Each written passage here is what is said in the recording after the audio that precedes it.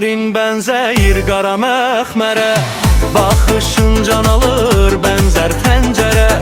Səni vəsf eyləyim gərək dəftərə, gözlerin benzeyir qara məxmərə. Ay qız, o nə baxış, o nə gözlərdir, gönlümü yandıran şirin sözlərdir.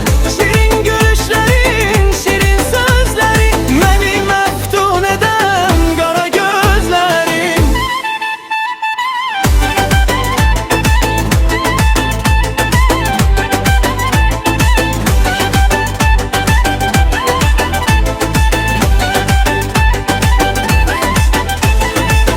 Saçların benzeyir ipek ağaya, sen gelende benzer alem nıbrağa.